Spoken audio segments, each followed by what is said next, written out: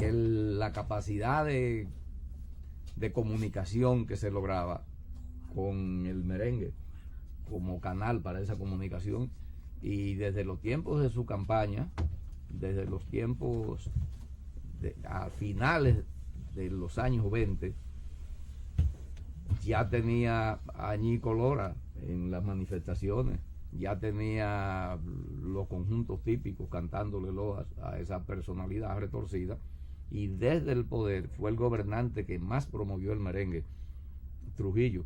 Lo que pasa que como era Trujillo lo envileció. Yo digo que él fue promotor y victimario del merengue al mismo tiempo, porque las emisoras de ese tiempo, la más potente, que era La Voz Dominicana, que era suya, administrada por su hermano, la puso al servicio. Ahí tocaban en vivo conjuntos típicos como el Trío Reynoso, por ejemplo, el cuarteto de Isidoro Flores, Chichito Villa, Miguel Santana, con una calidad musical. Vaya. Entonces él promovió eso, hizo que el merengue se asentara en todas las regiones del país, pero al mismo tiempo entonces lo envilecía, porque hizo del merengue un instrumento para cantarle hasta los crímenes de su dictadura, a la matanza de los haitianos, a la masacre de los expedicionarios que venían a luchar por la libertad en nuestro país, para endiosar esa figura tan perversa como fue la de Trujillo. Por esa razón yo digo que aunque él fue un promotor, al mismo tiempo fue un victimario. Él envileció, y es la palabra que hay que utilizar, esa forma del arte nacional. Entonces, don Charles, no hemos tenido nadie que pudiera entonces reivindicar el merengue para, digamos, hacer un aporte positivo. Porque si se usaba desde para el Estado. Sí. No, ni tampoco, digamos, desde un sector que no fuera el Estado, digamos, expresiones sociales, políticas. Nadie le ha interesado como vehículo para transmitir ideas. El grupo León Jiménez, hay que sacarle su plato aparte. En los tiempos de don José, cuando don José era el jefe de ese grupo, no sé ahora, que hay un sobrino suyo, una otra generación dirigiendo esa corporación.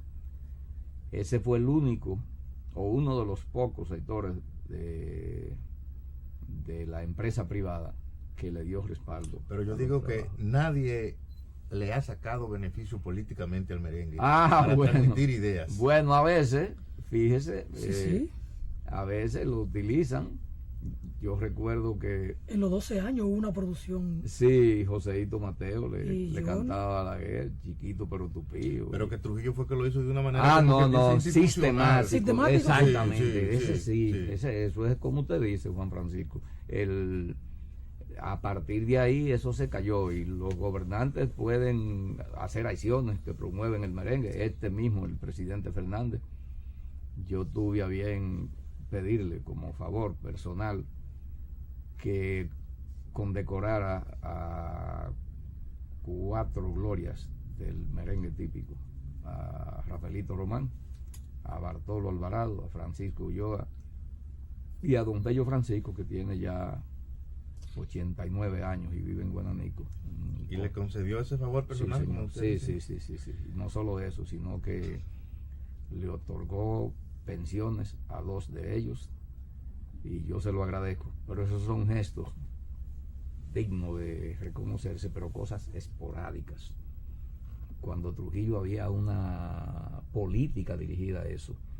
Aquí se traían investigadores y musicólogos norteamericanos como Cooper Smith a que hicieran investigaciones y recogieran muestras de música, de cantos de trabajo, de cantos religiosos, de la cultura musical dominicana, y la preservaran. Y eso eso tenía una resonancia en la prensa, eso se le daba una formalidad y un apoyo oficial, de manera tal que los ayuntamientos, los alcaldes pedáneos, los ayudantes de alcaldes, los maestros, donde ese señor iba, estaban al servicio de los trabajos de investigación que tuviera que hacer. Ahora no. Yo, que he caminado mucho, puedo asegurarlo sin jactancia, apenas me acompaña mi esposa. y tenemos nosotros mismos que costear la gasolina, la comida, en fin, financiarnos nuestras propias actividades. El último libro es el resultado de cerca de 15 años de trabajo. En los últimos 3 años hicimos como 69 entrevistas, que se le suman a cerca de 40 más que habíamos hecho en ocasiones anteriores. Bueno. Y todo eso fue sobre las magras finanzas, como diría el poeta Alfonso Torres de nosotros. Entonces eso no es vida.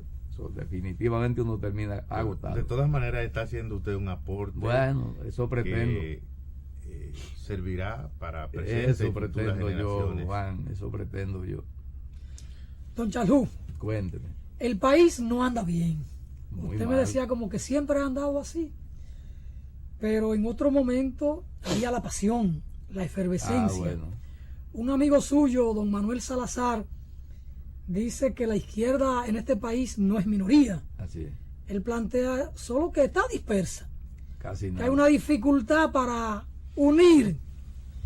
uniendo el golpe puede ser más fuerte.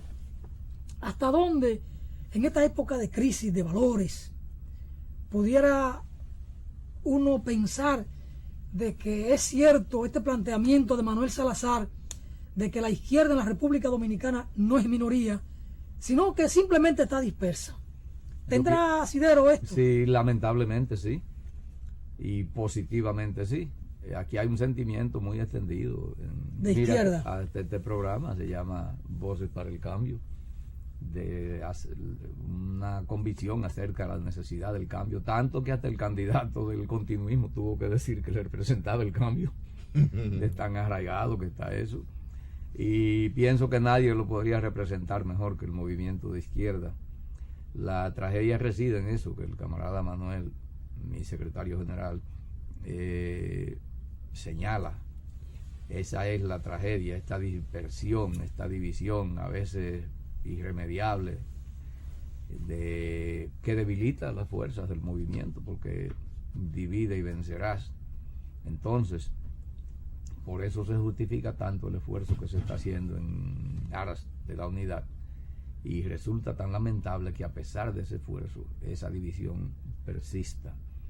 Yo tengo la esperanza secreta, a veces manifiesta como ahora otras, de que esa división termine, el movimiento alcance su unidad, quizás tenga que alcanzarla al calor de algún acontecimiento, y entonces todos unidos no solo tengamos una voz más fuerte para gritar nuestras razones, sino también un puño más contundente para golpear a quienes merecen ser golpeados. Don Rafael, en su análisis noto que se asombra una inconsistencia, no en lo que usted dice, sino en los actores, porque la República Dominicana hoy está inmersa en una crisis de valores muy fuerte, que hasta los puentes se lo están robando. Entonces uno como que no logra entender que quienes deberían dar una respuesta a esos males no tengan punto coincidente que lo puedan agrupar para sacar la nación de ese atolladero. ¿Eso le parece alguna reflexión? No, muy lamentable, eso es injustificable. Yo no veo razón para esta división. Si usted coge los planteamientos y los programas de la mayor parte de los principales líderes del movimiento, se da cuenta que hay puntos coincidentes suficientes para la acción conjunta, por lo menos, para el trabajo en común, para en vez de 4 candidaturas llamadas alternativas, se presente una sola, porque al fin y al cabo, con el apego a una candidatura que va a sacar 5.000, 6.000 o 7.000 votos, o 60.000 o 100.000 votos, un 1 o un 2%, donde fíjese los dos grandes partidos, el volumen de votación que alcanzan, yo pienso que aferrarse a una candidatura que simplemente significa que usted va a añadir que fue candidato a su currículum, o que simplemente va a salir en un afiche, o lo van a invitar y va a andar con cierta cierto aire de dignidad porque es candidato presidencial. Yo pienso que eso no tiene sentido. Pudiéramos decir, y yo no puedo, perdóneme, Juan Francisco, yo no puedo quedarme callado ante esa situación, tengo que criticar. Pudiéramos decir que aparece a veces un exceso de protagonismo. Claro porque, que sí, claro que sí. Nosotros que hemos observado con cierta rigurosidad el proceso, nos llama mucho la atención que en un cierto momento crítico de la política dominicana, muchos dirigentes importantes a mí me gusta hablar del litoral avanzado. Sí, exacto. Se preocupó mucho todo el mundo por tener su tiendita aparte. No, yo no puedo callarme. Eso, para nosotros nos parece que eso es un error. Inadmisible. Y que no se haya pretendido unificar abajo para poder golpear arriba. Inadmisible, Juan Francisco. Yo no puedo contemporizar con eso. Y eso hay que decirlo. Decía Martí que la verdad no se cura sino con decirla. La maldad no se cura sino con decirla. Y entonces con eso hay que ser enérgico. Uno no puede ser tolerante con esa situación. Aquí hay demasiado sangre derramada y demasiado sacrificio noble para que ante pequeñeces uno se quede callado y no lo diga. ¿Para qué apegarse a una posición de un pequeño grupo? ¿Para qué insistir en que el dirigente o muerte? ¿Para qué insistir en que el jefe soy yo y que si no es sobre la base de mi jefatura no se hace unidad? Yo pienso que eso tiene mucho de individualismo y de parcelarismo. Don Rafael, su decisión de pasar a tener menos protagonismo dentro de su partido es una demostración de lo que estamos reclamando. Pero en sentido contrario. Sí, yo era secretario general de mi organización a la que pertenezco, y a mi lado se destacó un dirigente de condiciones sobresalientes que garantizaba y sobrepasaba con creces mis condiciones. Y cuando vi ese Manuel Salazar del que hablaba el compañero Alfonso, Cachanchan de Manuel y Manuel Cachanchan de eso, y cuando me di cuenta de eso, yo dije, bueno, yo tengo 14 años ya, yo creo que soy la palanca de transición entre dos generaciones de revolucionarios. Y a un compañero mucho más joven que yo le pasé la antorcha y ha tenido el mérito de mantenerla para mi satisfacción. Pero eso sin descuidar nunca el accionar político. No, porque yo me quería ir en la dirección junto con Manuel. Yo soy miembro del Comité Central del Partido Comunista del Trabajo y cumplo todas mis tareas. Lo que yo tengo ahora es menos presencia pública, porque no puedo tampoco, decía un viejo marinero capitaleño, o por lo menos que operaba en el muelle de la capital, que se llamaba Juanico Alegría, que es un barco con dos capitanes se hunde.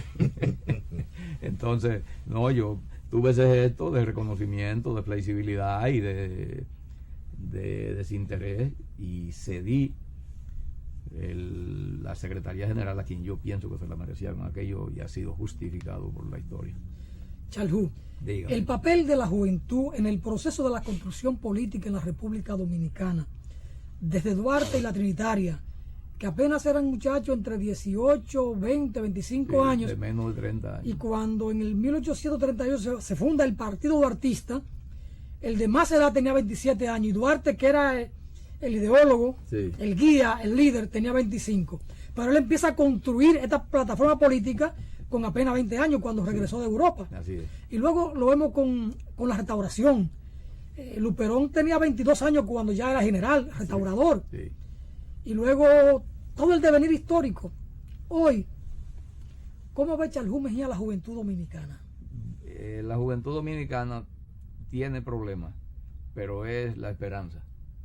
Yo pienso que a la juventud no se le puede condenar por ciertas manifestaciones que usted ve en algunos sectores de la juventud. Mayoritariamente es buena, es noble, tiene espíritu de superación, no tiene las inquietudes sociales y políticas que tuvo la generación mía, porque las circunstancias son otras. Démonos cuenta de que aquí se ha hecho un trabajo de deformación de esa juventud. En mi tiempo no había mayores opciones, no habían las tentaciones que hay hoy, habían las puertas abiertas para ciertos vicios, pero nunca en la vida, en la medida en que se lo ofrecen en bandeja, vamos a decir, con perdón de ese metal tan noble, en bandeja de plata, Basta con que un niño se pare frente a la televisión para que pierda su inocencia. Basta con que un jovencito se ponga a ver la televisión y vea escenas de morbosidad y a veces de pornografía que son tentadoras de los instintos animales y humanos de cualquiera.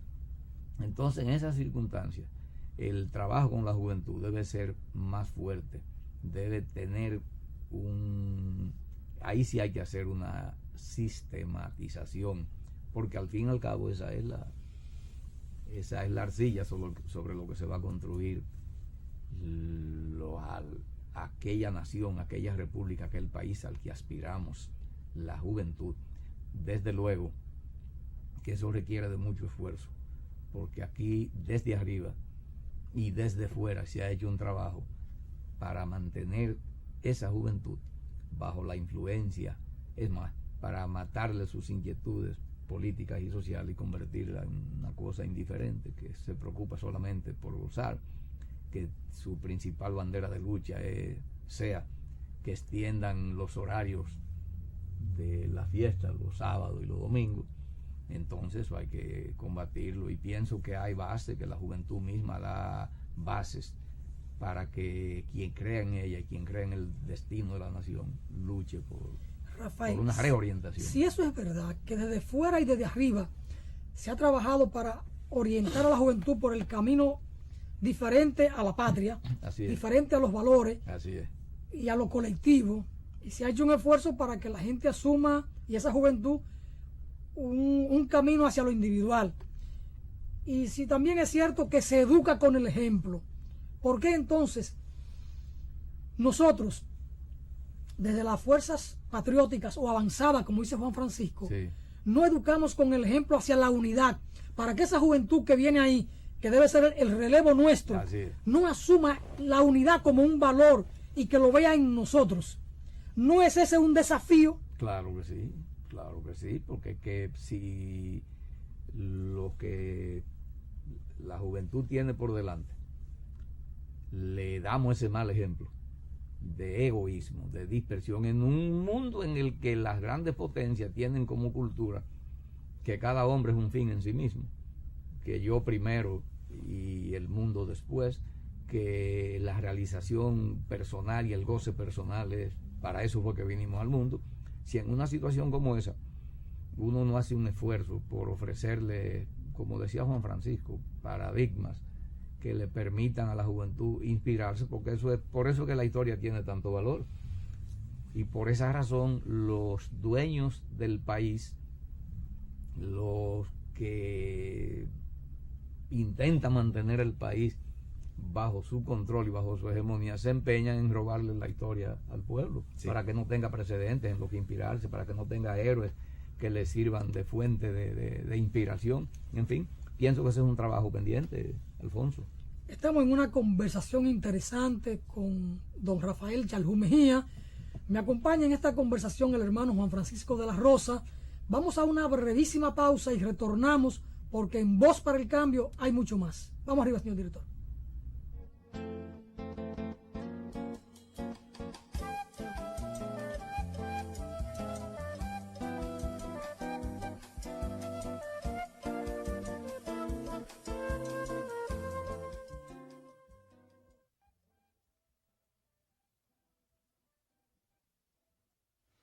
Cuando usted vaya a comprar o vender una casa, un apartamento o un solar, piense en Felga S.A., una compañía de bienes raíces con criterio muy profesional. Pero igual, si su interés es alquilar un inmueble, piense en nosotros. Felga S.A. está ubicada en la calle Ramón Santana, esquina Máximo Gómez, en la zona universitaria, con los teléfonos 809-682-7202, 809-688-5593. Recuerde que para comprar o vender o alquilar su casa, piense en Felga S.A.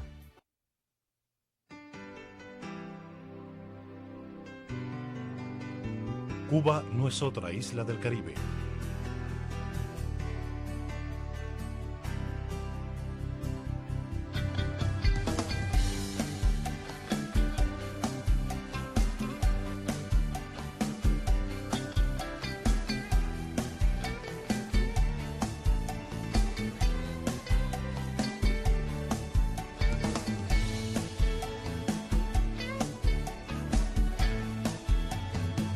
Cuba es la isla.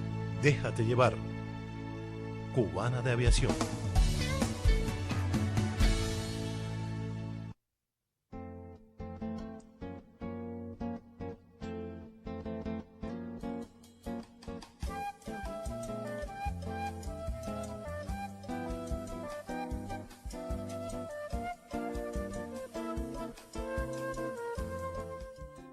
Seguimos en su espacio Voz para el Cambio. Y Voz para el Cambio porque este país requiere de cambios. Este país no anda bien. Y nosotros, como una expresión de compromiso con la patria, no nos cansaremos nunca de asumir nuestro compromiso con el pensamiento del padre de la patria.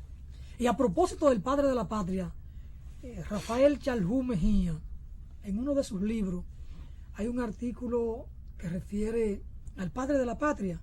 Esto lo escribe como un homenaje, pero que al propio tiempo deja reservas o algunos puntos en los que no coincide con el padre de la patria o que no alcanza a entenderlo del todo o que no tiene la explicación para algunos comportamientos o algunas cosas que pasaron. Hoy, tiempo después de haber escrito este artículo, ¿cuál es la opinión que tiene Rafael Chalhú Mejía sobre Juan Pablo Duarte y los trinitarios? Muy buena, la que merece. Fundadores de la República, especialmente el patricio. Ellos hicieron, yo pienso que Duarte al principio hizo lo que pudo y no lo que quiso, porque el medio social no permitía más. Imagínense lo que era un joven de 25 años en un país como aquel, bajo la opresión de Haití, un joven que por más educado que fuera, al momento de llegar aquí chocaba con una realidad que a veces no, que estaba muy atrasada en relación con los sueños que lo inspiraban a él en su proyecto de constitución y en las ideas, las pocas que se pudieron rescatar de su pensamiento político. Usted se da cuenta que él se le adelantó a su época. Entonces, un país de ateros, de militares, de dominio de potencias ocupantes, pobre, atrasado, con una clase media apenas en el útero de donde luego emergería. Mucho hizo Juan Pablo Duarte, que concibió la República, la obra de fundación de la República. Todo lo que ha venido de ahí en adelante ha tenido como punto de partida lo que quedó como resultado de la idea de Duarte. Y pienso que ya eso de por sí le da la categoría de padre de la patria y lo hace digno y merecedor del sitial al más alto de sus compañeros. Yo pienso que si se sigue el rastro, algunos de ellos, yo pienso que Duarte, si a su conocimiento llegó la trayectoria que siguieron algunos de los propios fundadores de la Trinitaria, se hubiese decepcionado. Algunos que después lucharon a favor de la nación, que se entregaron a España. Hubo uno de ellos, no recuerdo el nombre por ahora, que murió siendo autoridad municipal al servicio de los españoles en España mismo. Yo hice un estudio una vez cuando yo trabajaba en el periódico Última Hora, que además de columnista tenía a mi cargo la sección de historia, del destino final y la trayectoria que siguió cada uno de los 9 trinitarios. Y lo cierto es que hubo una parte de ellos que resultó sumamente inconsecuente. Me refiero a los fundadores con lo que fueron. Eso no le quita su grandeza, porque esos hombres, yo pienso que hay que juzgarlos principalmente por lo que hicieron y no por lo que no pudieron hacer. El caso de Duarte, a mí a veces me resulta difícil de admitir su alejamiento del país, pero a veces me pongo a pensar en lo que sería para él, la amargura que sería para él el verse perseguido 6 meses después de nacer la República, acusado de alta traición, calificado como un elemento terrorista, como lo peor por Pedro Santana, y que salva la vida porque un gran amigo de Santana y de la familia Duarte, un comerciante llamado Abraham Cohen, intervino y lo sacó de aquí, porque Santana lo iba a fusilar. El hombre apareció y le dijo, pero usted está poniendo loco, usted va a matar a ese muchacho, no sabe que es el padre de la patria. Bueno, entonces pienso que él vio más allá de la curva, que fue un iluminado, que todo lo que ha venido en bien ha sido a partido de la obra que quedó hecha como resultado de su pensamiento y de sus sueños. Pero si usted se pone a ver la historia dominicana, se va a dar cuenta que aquí, mientras en algunos o en los otros países la historia avanza con un hilo de continuidad, aquí es de ruptura en ruptura. En los documentos de la guerra de restauración casi no se habla de Duarte. Ya Duarte era casi un desconocido aquí. Fíjese que cuando vino, aunque no se le tuvo a menos, y el gobierno de Santiago celebró su llegada y lo acogió con dignidad y con bastante altura, pero al fin y al cabo lo sacaron de aquí. Se nota interés de mantenerlo alejado. Lo mandaron a Venezuela, al extranjero, a una misión en esos tiempos, imagínese usted. Y él quería quedarse aquí. Su hermano Vicente sí se quedó. Sí. Y demostró mucho valor y mucho heroísmo.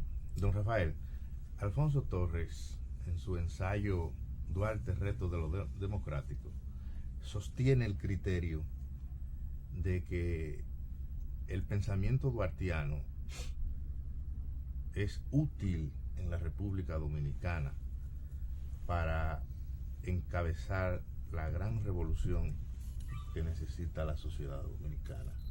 Usted, que es un hombre que, como dijimos ahorita, que ha subido y ha bajado montañas, ¿usted cree que eso es cierto? Pero es que tiene que ser así, porque la función de, como usted le llama, Juan, la función del litoral de las fuerzas avanzadas es completar la obra de Duarte, que está inconclusa. Una república, porque ese fue el programa mejor elaborado de todo lo que se han hecho.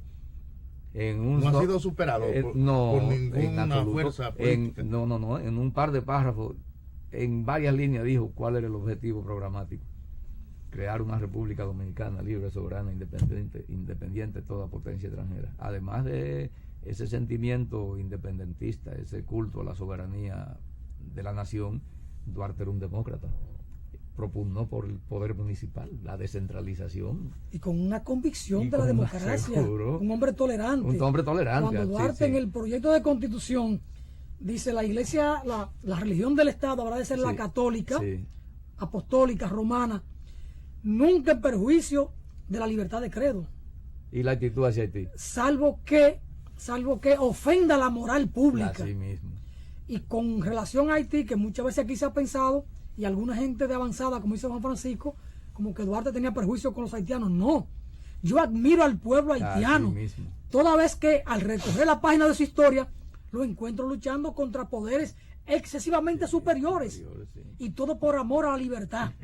Si un hombre de un pensamiento... Además él dijo, la república de ser libre según de la isla. Él hermanó el destino de la isla entera en esa idea, ¿verdad? Él no dijo que se iban de un pedazo y que el otro se iba a salvar. ¿Por qué la izquierda nuestra, la fuerza de avanzada nuestra, no han asumido a Duarte como el paradigma fundamental? Y hemos abrazado a Mao Zedong, a Stalin, a Lenin y hasta Fidel. Muy buena pregunta. El movimiento de izquierda ha pecado siempre de menospreciar su propio patrimonio, el patrimonio histórico de la República Dominicana y el patrimonio de su propia historia. ¿Por desconocimiento o por el complejo de Guacanagarí? Por negligencia, y un complejo de Guacanagarí en el sentido de izquierda. Se da el caso de que tiene que venir un italiano o norteamericano, no sé, a escribir la historia de nosotros. y entonces comienza a tergiversar y a inventar cosas y a hacer juicios de valor a lo que no tiene derecho. Me refiero al señor Gleyese, el que escribió el libro La Esperanza Desgarrada, que entra en apreciación y en juicios de valor sobre el personaje a lo que él no tiene ningún derecho. Un libro muy documentado, muy laborioso, porque es un hombre de mucho bagaje, no hay que negarlo, pero que se extralimita en esa cosa y que se aparta del rigor científico que debe suponerse ya un hombre. Don Charul, yo tuve oportunidad de leer una carta de protesta